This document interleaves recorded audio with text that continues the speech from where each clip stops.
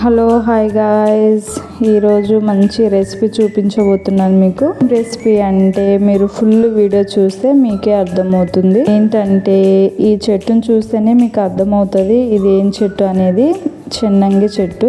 చెన్నంగి ఆకులు అయితే తీసేసినాం చెట్టు నుంచి. ఆకును తీసుకున్నాక ఒక 2 times అట్లా వాష్ చేసుకుంటే సరిపోతుంది. చేసి పెట్టుకున్నాక ప్రాసెస్ ఏందో చూసేద్దాము. నేను కూడా ఫస్ట్ టైం చేస్తున్నా ఈ రెసిపీని. మీరు కూడా ఇంట్రెస్ట్ గా చూడండి. మీకు నచ్చినట్టయితే కామెంట్ చేయడం మర్చిపోకండి. అలాగే మీ మంచి మనసుతో ఒక లైక్ కూడా చేయండి. మంచి మనసు పెట్టి నా ఫుల్ వీడియో చూడండి. ప్రాసెస్ చూపిస్తాను. ఒక బాండి పెట్టుకొని కొంచెం ఆయిల్ వేసుకొని మనకు కావాల్సిన ఎండుమిరపకాయలు వేయించుకోవాలి డోరుగా. 1 స్పూన్ ధనియాలు వేసుకోండి. 2 tablespoon నువ్వులు వేసుకోండి సరిపోతుంది.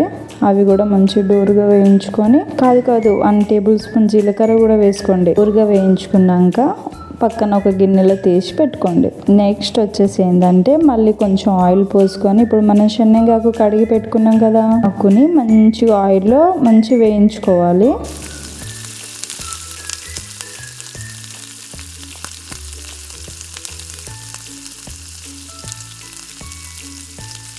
కొంచెం టైం పడుతుంది వేగడానికి. మధ్య మధ్యలో ఇలా కలుపుతూ ఉండండి, ఎందుకంటే కింద అడుగంటకుండా ఉంటుంది.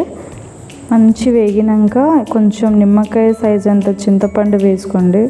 కొంచెం కొత్తిమీర కరివేపాకు వేసుకోండి. అలాగే వేసుకున్నాక మళ్ళీ ఒకసారి మంచి కలుపుకోండి సరిపోతుంది. కొంచెం ఆకంత దగ్గర అయినాక మంచి వేగినాక పక్కన పెట్టుకుంటే సరిపోతుంది. ఇక్కడ వచ్చేసి నేను మిక్సీలో వేయట్లేను, ఇట్లా రోట్లో రుబ్బుకుంటున్నాను. ఇది మీ చాయిస్, మీకు ఎలా ఇష్టం అనిపిస్తే అలా ప్రిపేర్ చేసుకోండి. ఇక్కడ వచ్చేసి నేను ఫస్ట్ ఎండుమిరపకాయలు వేసుకుంటున్నాను, అలాగే కొన్ని వెల్లుల్లిపాయలు వేసుకుంటున్నాను.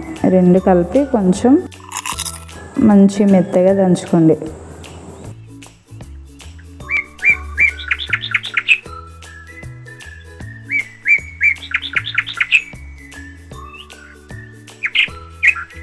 ఇప్పుడు వచ్చేసి నువ్వులు ధనియాలు వేయించి పెట్టుకున్నాం కదా, అవి వేసేసుకొని అవి కూడా మంచిగా అందులో మిక్స్ చేసుకొని దంచుకుంటే సరిపోతుంది. ఆ చేతులు అయితే గుంజినాయి అబ్బా.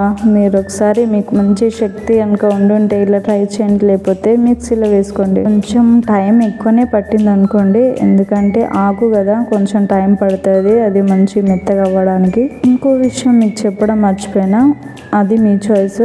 వాటర్ వేసుకుంటే వేసుకోండి, లేదనుకుంటే ఇలానే కొంచెం ఓపికతో దంచుకుంటే సరిపోతుంది. కొంచెం సాల్ట్ వేసుకొని మంచి మెత్తగా వేసుకొని పక్కన పెట్టుకోండి. ఇప్పుడు మనం పోపుకి ప్రిపేర్ చేసుకుందాం.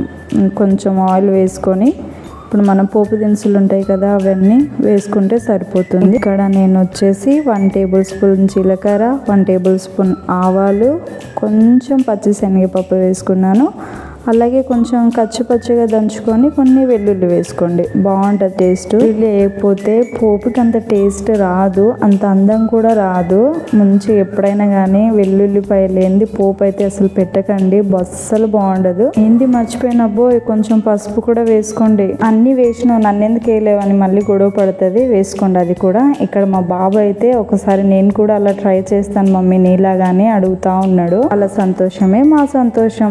కొన్ని చిన్న విషయాల్లో వాళ్ళ సంతోషాన్ని చూసుకోవాలి కదా. ఇలాంటి విషయాల్లో వాళ్ళు ఏం చేస్తే పిల్లలు అది చేస్తారంటారు కదా పెద్దోళ్ళు, అందుకే ట్రై చేస్తున్నాడు.